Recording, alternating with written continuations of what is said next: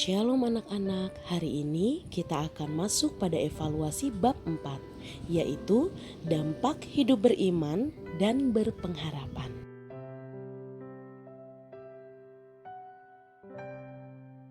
Dalam Kamus Besar Bahasa Indonesia, dampak adalah pengaruh kuat yang mendatangkan akibat. Dengan kata lain, dampak adalah pintu yang membawa kita menuju akibat, di mana akibat merupakan akhir atau hasil dari suatu peristiwa. Contohnya adalah saat ini kita akan menganggap bahwa rasa malas belajar adalah sebuah ruangan. Ketika seorang siswa masuk ke dalam ruang malas belajar, maka dia akan menemukan sebuah pintu, yaitu pintu dampak. Dalam hal ini, kita memiliki dua buah pintu. Yang pertama adalah pintu masuk, yaitu pintu keputusan, dan yang kedua adalah pintu akibat, yaitu buah daripada tindakan kita. Dan akibat itu disebut dengan nilai jelek. Jadi, dapat disimpulkan ketika saya masuk ke dalam ruang malas belajar, maka saya harus keluar lewat pintu dampak. Dan setelah itu, saya bertemu akibat, yaitu nilai jelek. Jadi, melalui ilustrasi tersebut, kita sama-sama belajar bahwa semua hal yang kita lakukan ada dampaknya.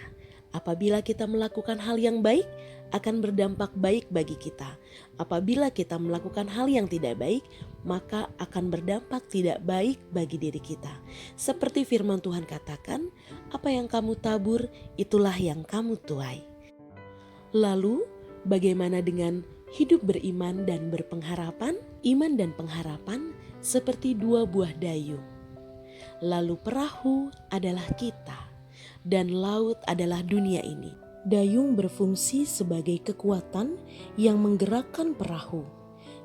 Jika tidak ada dayung, maka perahu tidak akan jalan. Fungsi iman dan pengharapan diibaratkan seperti dayung dan perahu. Jadi, jika tidak ada iman dan pengharapan, maka kehidupan tidak akan jalan. Tanpa dayung, perahu kan terombang-ambing di tengah laut. Begitu juga kehidupan tanpa iman dan pengharapan, maka kita hidup tanpa tujuan, terombang-ambing oleh kebimbangan, keraguan, dan berbagai bujukan untuk melakukan hal-hal menyimpang.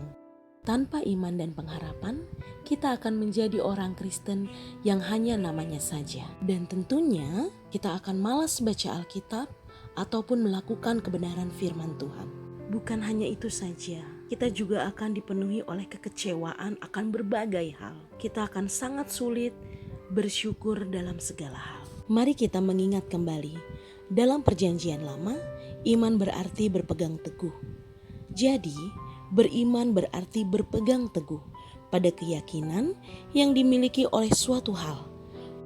Karena hal itu dapat dipercaya dan diandalkan. Demikianlah iman yang selalu berkaitan dengan percaya. Beriman berarti kita percaya kepada Allah yang telah menyatakan diri di dalam Yesus Kristus. Menurut Niftrik dan Bolen, beriman berarti mengenal dan mengetahui tentang Allah yang telah membebaskan dan memerdekakan manusia melalui Yesus Kristus. Jadi, beriman berarti mengakui kekuasaan Allah dan firman-Nya dalam kehidupan. Dan karena itu, kita terpanggil untuk bersaksi tentang firman melalui perkataan, pikiran, dan perbuatan. Seperti itulah bukti iman yang akan membangkitkan pengharapan, sekaligus mendorong seseorang untuk mewujudkan pengharapannya itu dalam pikiran, perkataan, dan perbuatan. Pengharapan akan membawa manusia menanggung segala macam penderitaan dan kesulitan hidup karena berharap akan kehidupan yang kekal di surga. Iman dan pengharapan harus tumbuh dalam hidup setiap orang Kristen. Lalu bagaimana caranya iman dan pengharapan itu dapat terus bertumbuh? Ibu yakin sekali kita semua sudah tahu bagaimana caranya. Benar sekali, yaitu dengan beribadah, berdoa, dan membaca Alkitab secara teratur. Ingat anak-anak, secara teratur dan terarah. Di dalam doa sebelum membaca Alkitab, mintalah Roh Kudus membantu menerangi akal budi kita, supaya dapat memahami isi Alkitab dengan baik.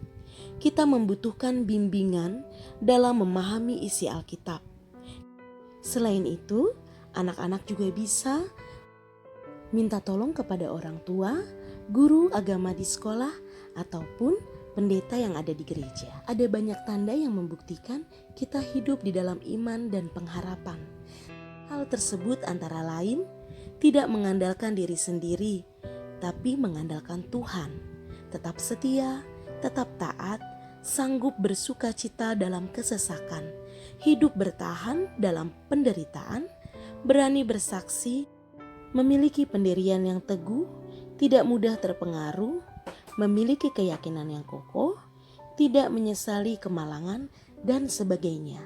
Masih banyak hal tanda-tanda baik yang akan ditimbulkan oleh seseorang ketika dia hidup dalam iman dan pengharapan. Firman Tuhan mengatakan bahwa orang yang hidup dalam iman dan pengharapan tidak akan ditelantarkan. Dalam Roma 5 ayat 5 mengatakan, dan pengharapan tidak mengecewakan, karena kasih Allah telah dicurahkan di dalam hati kita oleh Roh Kudus yang telah dikaruniakan kepada kita. Ayat tersebut merupakan salah satu hal yang akan dialami oleh setiap orang yang hidup dalam iman dan pengharapan. Mari kita mengingat kembali tentang tokoh Sardak, Mesak, dan Abednego. Mereka adalah teman-teman dari Daniel. Pada saat itu, mereka menolak untuk menyembah patung yang dibuat oleh raja, patung emas. Lalu raja memberikan titah untuk membuang mereka ke dalam dapur api. Saat itu raja masih memberikan kesempatan kepada mereka. Apabila mereka mau menyembah patung tersebut, mereka akan dibebaskan. Tapi mereka tidak mau. Mereka tetap pada pendirian mereka, berpegang kepada iman dan pengharapan mereka kepada Tuhan. Lalu mereka berkata kepada raja, "Jika Allah kami yang kami puja dan sembah sanggup melepaskan kami, maka ia akan melepaskan kami dari perapian yang menyala-nyala itu dan dari tanganmu ya raja. Tapi seandainya tidak, hendaklah tuanku mengetahui, ya raja, bahwa kami tidak akan menyembah dewa tuanku dan tidak akan menyembah patung emas yang tuanku dirikan itu." Tentunya mendengar hal tersebut, raja sangat marah dan membuang mereka ke dalam dapur api. Tapi apa yang terjadi?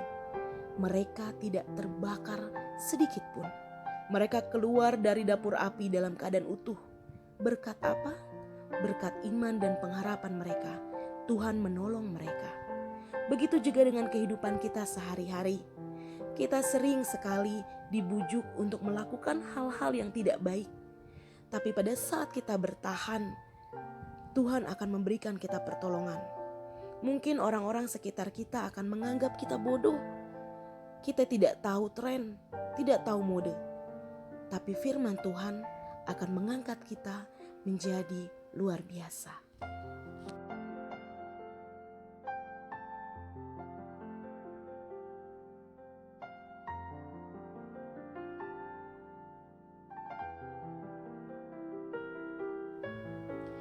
Salah satu ciri manusia yang dipanggil untuk menjadi murid Tuhan Yesus adalah memiliki hidup beriman dan berpengharapan. Iman dan pengharapan seperti mesin yang akan menghidupkan perjalanan hidup kita. Supaya kita bertumbuh dalam iman dan pengharapan, maka kita membutuhkan bimbingan dan arahan melalui ibadah, berdoa, dan membaca Alkitab secara teratur setiap hari.